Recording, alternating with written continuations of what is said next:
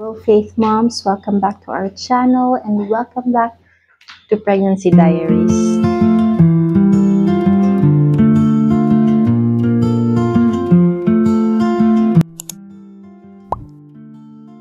I can finally film because baby number one is napping and I'm so excited because we have parcels, this is heavy, that arrived today. Of course, not for me, but for baby girl. So we have 3 to unbox today. So last time I showed you my unboxing or maybe a haul of the Lazada gift that we received. Our baby girl received from a sweet couple who reached out to gift us a Laz card, gift card. So continuation na nga because I'm already 34 weeks pregnant. I think 34 weeks and 2 days. Baby girl will turn full term in less than 3 weeks already. Kaya naghahanda-handa na talaga ako. Just the essentials for at least the first month ni baby. So not only her essentials but also mine, postpartum essentials. So I shared a video of my newborns and postpartum list essentials last time. So siguro ilink ko na lang somewhere din where you can watch the video. If you're a first-time mom, I think that could help you out, you know. So let's open the first one. What is this? Okay. So the first one is a Peri bottle. So peritoneal, handheld portable bidet. So buksan ko lang sa ilalim. So you know, when you just given birth, it's really quite hard to wash down there. So I think this would really help. I didn't get this the first time, but now, being a second-time mom, having gone through it, I realized I need it pala. So I got it in purple. Saka ko na lang buksan. Saka ko na lang pag kailangan ko na. And then another one from the same shop. Wow, I ordered a lot pala. Mga lint rollers. So I also included this in my list because I don't have a portable vacuum. I don't have a vacuum at all. Ito din ginagamit ko noon ng baby pa si Kuya Kari. Dami ko parang biniling refills. So lint rollers lang, panglinis, to keep baby girl's surroundings clean. So, ito yung lalagyan niya. Tapos, i-refill mo na lang. Very, very handy. So, on to the second package.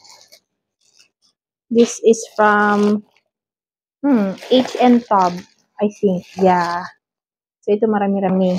So, una, we have Natural Newborn Soft Detergent. So, meron din akong in-order from Clean Fant. Clean Fant. So, brand nila ng laundry detergent na sa mga 1 kilogram siguro yun. So I'll just try both brands and see which is better for us. So this is from H&Tob Mom and Baby Care. So soft natural newborn soft detergent. So gagamitin ko yan, lalabhan ko yung mga labahin ni baby, yung pang newborn niya. Hopefully next week pag nakabili na si tatay ng clothes pins, yung sampayan ng mga damit niya, and then also electric kettle para ma-disinfect lahat. And then, wow, I also bought their bonnets. Random lang. Yeah, pakita ko. So cute. Pink. So, hindi ka nga lang makapamili. I think, murang-mura lang kasi ito. 12 pesos or 50 for 3 pieces. 50 something for 3 pieces. Another one naman is elephant print with hearts. So cute. Kasi parang yung binigay sa amin, may isang bonnet. So plus 3, labhan-labhan ko na lang. Another one is pink again na polka dots. Tapos saka na ako pag bibili ng mga yung cute na hats niya kapag medyo mas malaki na siya. So ko yung, meron kong ina-eye na hats ay yung detale na very feminine and very cute for baby girls. And then baby care kit, you used to have this in baby blue. Actually, yung nail cutter ni Kari, simula nung baby siya, yun pa rin yung gamit niya hanggang ngayon. So yan, baby care kit. Oh, bumili din pala ako ng baby wipes. So this is H&N Tub also, unscented, mild and sensitive formula for babies. So yeah, try lang namin to. Meron din ata akong binili sa Clean Fund or Inspi Baby. So yun yung 3 main brands na tinatry ko, yung Clean Fund, Inspi Babies, at saka H&N Tub, I think. Wow! Cutie socks. So bumili lang ako ng I think isang pair. Kasi may newborn socks naman siya eh. So ito yung siguro pag nalakihan niya yung newborn socks kasi ano siya, stretchy.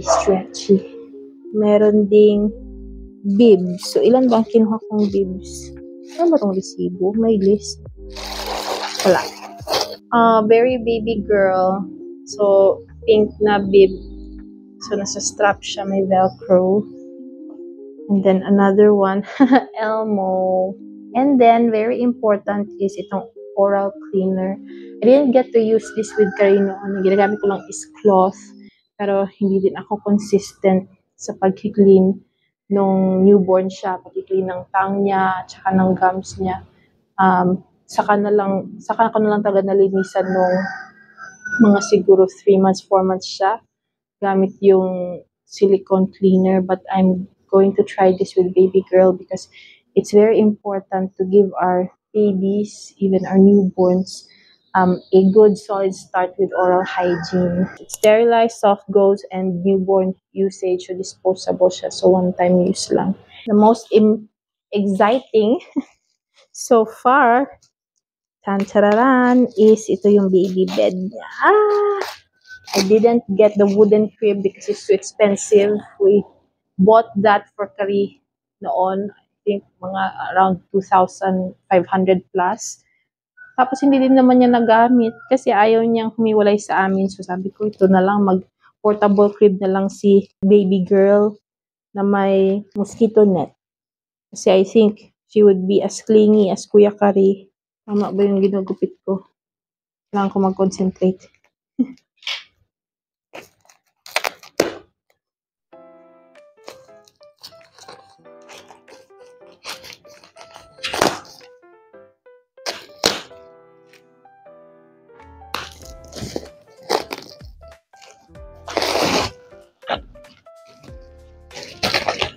Tadan! So it's a cute bear print. So as I've already showed you sa last haul ko, ako kumaling talaga ako sa mga bear prints for baby girl. Nung last kay Kari, hindi masyado, parang ano lang, mga basic lang, stripes. Pero kay baby girl, yeah, meron akong mga multiple items na puro bear print. Cute na cute siya para sa akin ngayon. So, okay. Bigla siyang bumuka. Malaki rin siya. Pakita ko. Tadan! Malaki rin. Ito, kailangan ko pang labhan. Tapos, ito yung foam na ilalagay mo sa ilalim. So, yun lang siya. Nasa 300 plus lang ata to. Kaya ito na lang yung kinuha ko. Kasi, ma-outgrow din niya agad.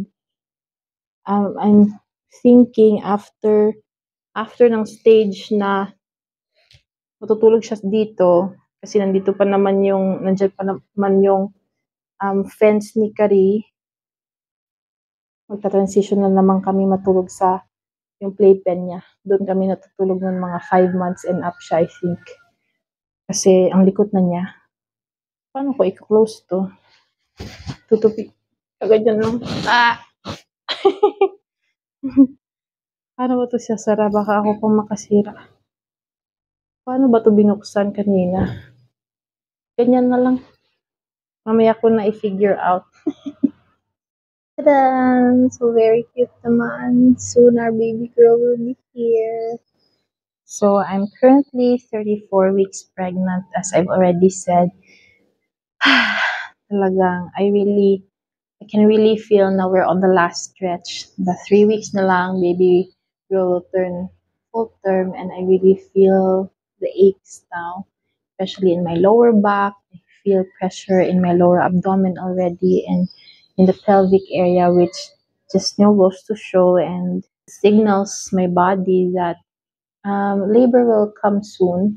I think nung ganitong time with my pregnancy with Kari, hindi ko pa na-feel to. But I feel like yeah, it definitely came earlier. So I'm guessing that I'll give birth to baby girl earlier than I did with Kari. I gave birth to Kari 2 days before his due date. So 39 weeks and 5 days na pinanganak ko si Kari. But yeah, I don't know, pero meron akong kutob na maybe I'll give birth earlier than that with my baby girl because I'm feeling these aches already at 34 weeks. So there were days, like maybe 2 days or 3 days ago, or even yesterday pa ata, sorry, pregnancy brain, na talagang ang hirap bumangon kasi ang sakit ng lower back ko.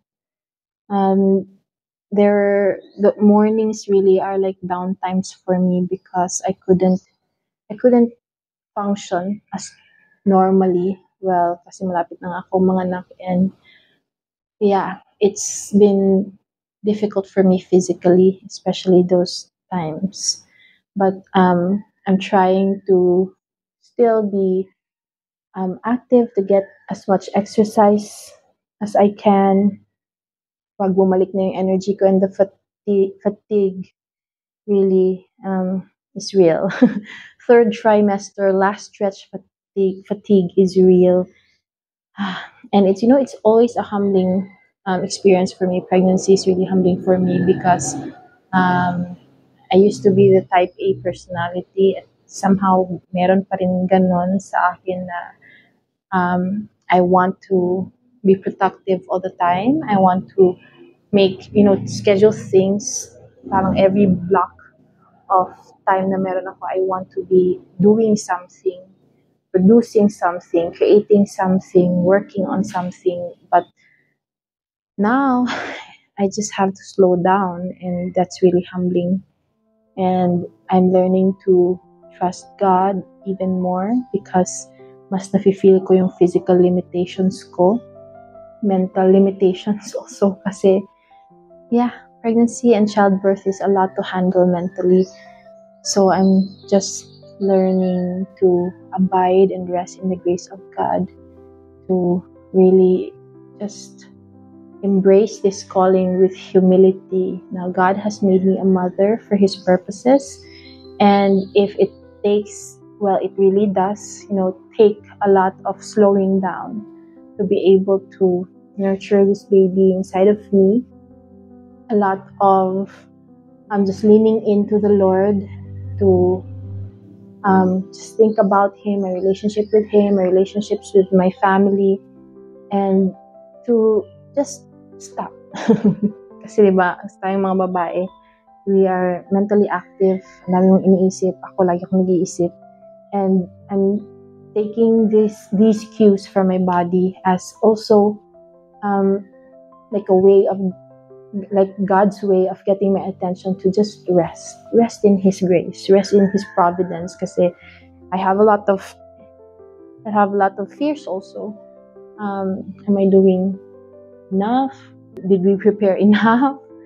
Like financially, are we ready to welcome a new member? But since God gave us this gift na talagang pinag-pray naman talaga namin, hiningi namin, and we've pleaded for, we could just trust that His grace is always enough, that His providence is beyond what we could comprehend, and that He could arrange things and provide for us in a way that our hustle could never, and that his provision, not only physically but firstly spiritual provision, the fruit that we need to bear to become parents of two, he will see it through, bear in our lives as now a mom of two, and my husband is a dad of two, and even sa iba pa naming mga responsibilities, in ministry, and of course our responsibilities to each other as husband and wife.